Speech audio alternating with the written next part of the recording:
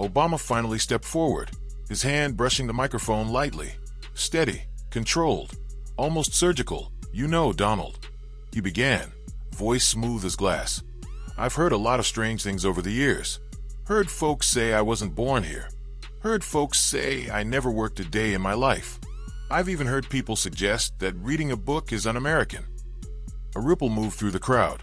Not laughter, not applause, just shifting weight, as if everyone suddenly remembered how small a room can feel when two giants share it. Obama continued.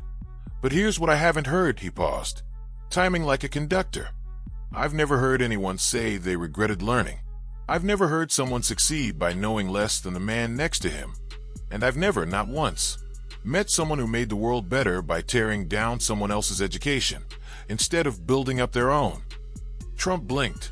The grin that once sparked laughter now twitched. Unsure, Obama didn't raise his voice. He didn't need to. "You can question my degree, Donald. You can question my work. You can question everything about me, and that's fine." His eyes locked with Trump's like a held note in a silent room. But a man who mocks learning only tells us one thing, that the spotlight hasn't made him stronger. It's only made the emptiness behind him harder to hide. No cheers, no boos, just stillness, the kind that weighs on the ribs. Obama stepped back. Trump inhaled, then exhaled, long, uneven, like someone who suddenly realized the punchline was aimed at him. And for the first time that night, the crowd didn't laugh, they listened. Obama let the silence breathe, not awkward, but intentional, like a teacher waiting for a class to absorb the lesson. He didn't smirk, didn't gloat.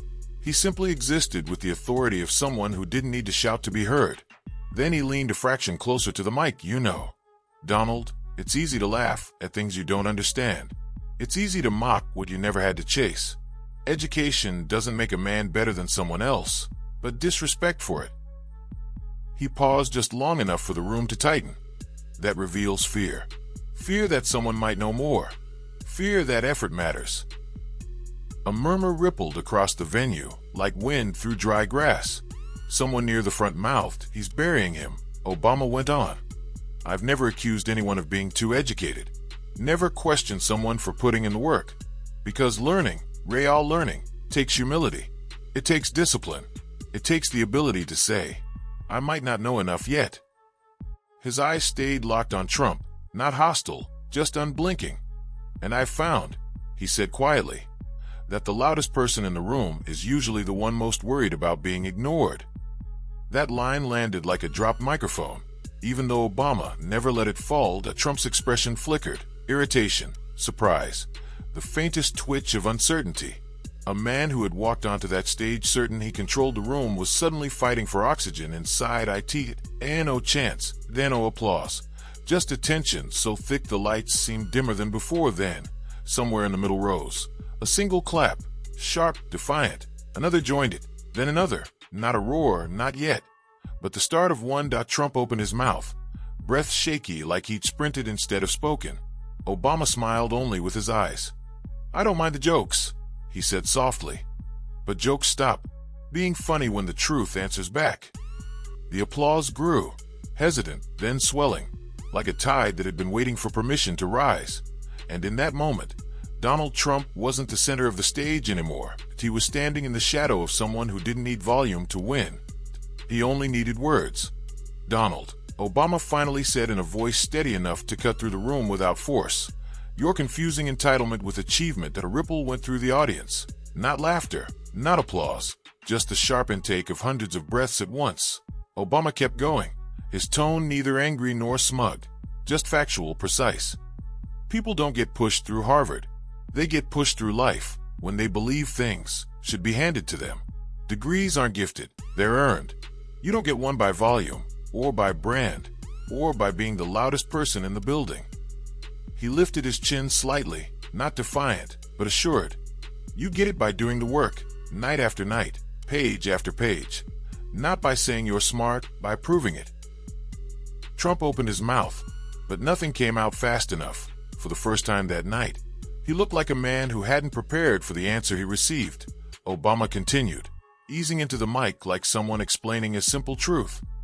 "You mock the effort because you've never respected it. You laugh at discipline because you've rarely needed to show it. But knowledge isn't a punchline. Education isn't a weakness. And working hard for something doesn't make you less. It makes you more. Someone near the center whispered, "He's cutting him without raising his voice." And they were right.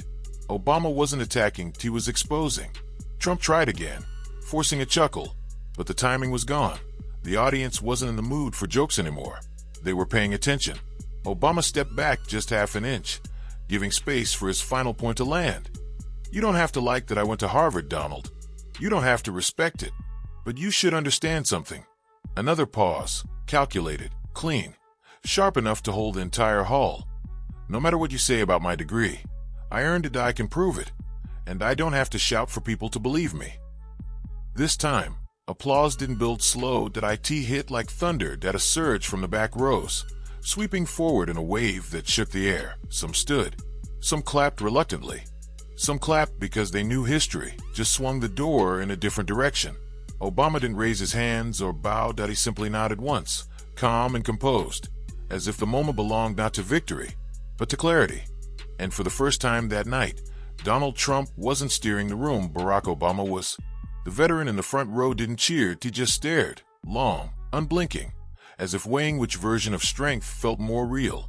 Obama noticed it. Trump noticed it too. The room was no longer laughing, no longer casual, it was divided, electric, waiting. Obama leaned back toward the mic, voice low but resonant enough to ripple across the hall. "Action, Donald," he said. "Let's talk about action."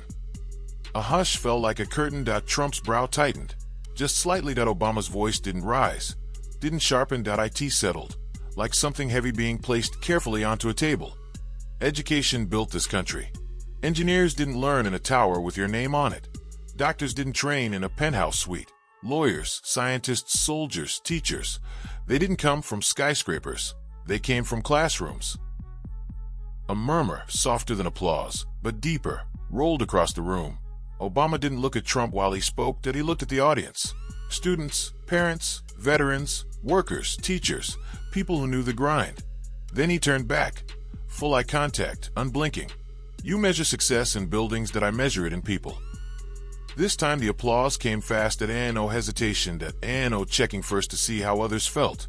Trump lifted his chin, jaw set, but the rhythm was gone. His supporters clapped, but scattered, defensive, not confident.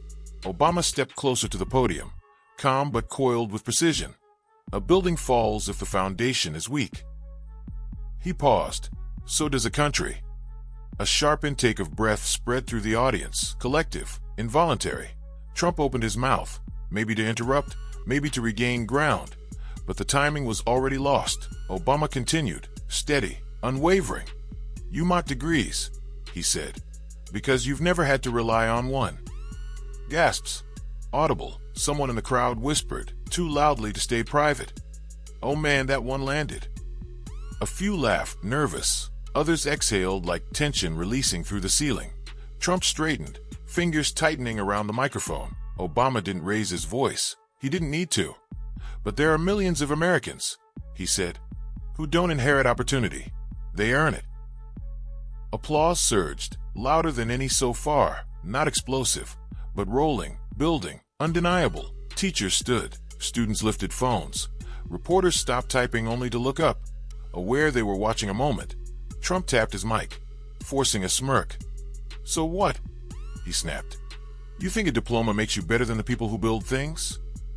Obama tilted his head slightly, the tiniest gesture, and replied like a closing argument delivered without raising a blade. "No, Donald, I think education helps people build themselves." The hall erupted, cheers, applause, whistles. Rising chant that wasn't coordinated. It was organic, people on their feet, phones in the air, cameras flashing. Even those who had laughed at the Harvard joke earlier weren't laughing now. Some clapped out of respect, some out of realization, some simply because the moment demanded it. Trump's expression stiffened. Not anger, not defeat, but uncertainty. For the first time all night, he wasn't steering the room. Obama was. He stepped back from the podium, not retreating, but finishing not with volume, not with insult, but with a final line delivered like a signature. "A country built on mockery collapses. A country built on education rises."